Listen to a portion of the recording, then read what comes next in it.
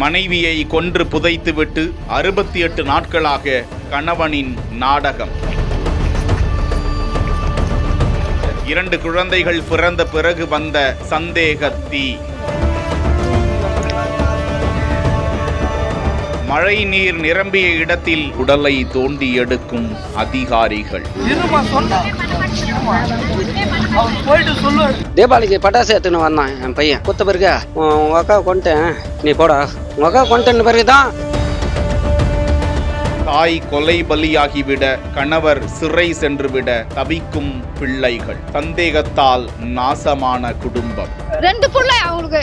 அந்த குழந்தைங்களை விட்டுட்டு அது மாதிரியா செஞ்சுக்கணும். அந்த பொண்ணு வாய் இல்லாத பொண்ணு. அந்த பொண்ணு மேல பை சொல்லி சந்தேகப்பட்டு அது மாதிரியா பண்ணிட்டான்.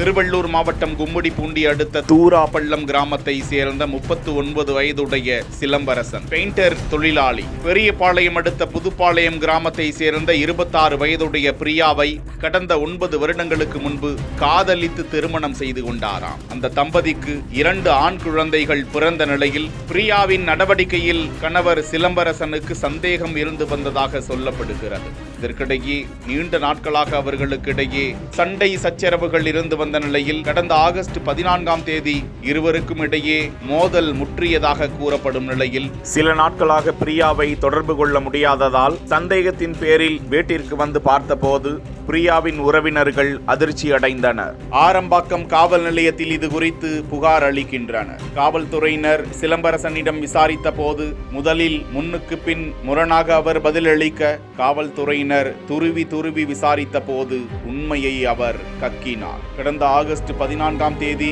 இருவருக்கும் இடையே பிரச்சனை ஏற்பட ஆத்திரமடைந்த சிலம்பரசன் பிரியாவை கழுத்தை நெரித்து படுகொலை செய்ததாகவும் யாருக்கும் தெரியாமல் அவரது உடலை பிளாஸ்டிக் ட்ரம்மில் அடைத்து சுமார் 2 கிலோமீட்டர் தூரத்தில் இருக்கக்கூடிய 7 கிணறு பகுதியில் முட்புதர் மண்டிய இடத்தில் குழி தோண்டி புதைத்ததாக கூற அதிர்ச்சியடைந்த போலீசார் நிகழ்விடத்திற்கு சென்று பார்த்தபோது மழை காலத்தில் அவ்விடம் ஏரி போல் நிரம்பியிருக்க கடினப்பட்டு ஊழியர்களை வைத்து அவ்விடத்தை தோண்டி பிரியாவின் உடலை மீட்டு எடுத்தனர். தொடர்ந்து பிரேத பரிசோதனைக்கு பிறகு அவரது உடல் ஒப்படைக்கப்பட்டதாக கூறப்படும் நிலையில் சிலம்பரசனை கைது செய்து நீதிமன்றத்தில் ஆஜர்படுத்தி சிறையில் அடைக்கும் நடவடிக்கைகள் நடந்து வருவதாக கூறப்படுகிறது.